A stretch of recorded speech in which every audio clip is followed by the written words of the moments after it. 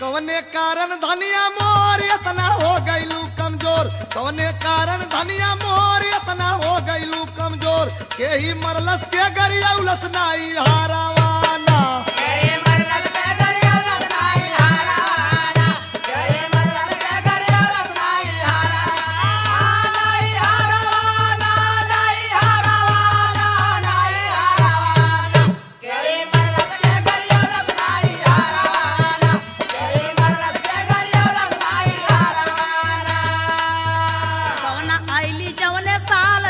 बीतल 12 साल गवना आईली जवने साल तब से बीतल 12 साल हाल मो कवन सुनाई ना भरल या चरावाना।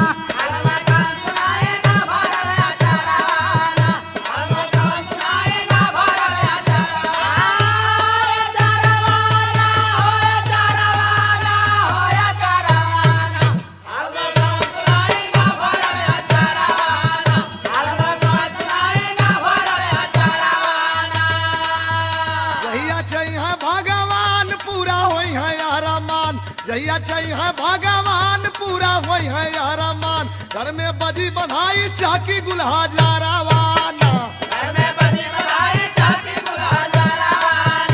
हमरो बाटे जियारा तोर सखिया हो गई ललकोर, हमरो बाटे जियारा तोर सखिया हो गई ललकोर, मोटा भाग फुटल बा बोले सब जहरवाना।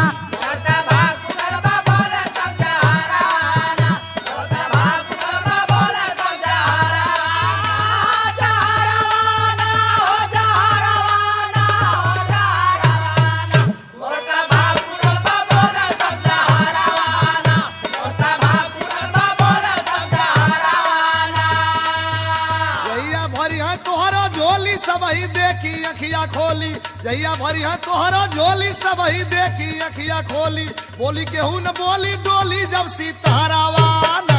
बोली केहू न बोली डोली जब सीतारावाना, बोली केहू न बोली डोली जब सीतारावाना।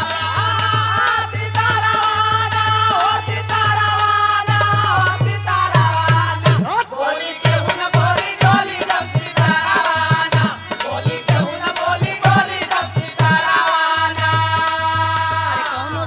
पिया बोलावा जाके अचरा मोर झरावा, कौनो सोखा पिया बोलावा जाके अचरा मोर झरावा, आवा चली चली जा लैला धार का पूरावाना।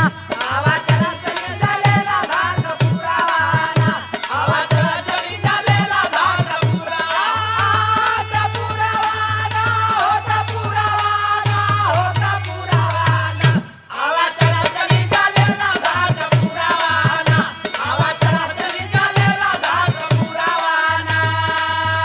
सोखा तरह तरह यार जाई है मनवा शंका में डूब जाई है, सोखा तरह तरह यार जाई है मनवा शंका में डूब जाई है, कहिया रुपया पैसा रोज आई है दुआरा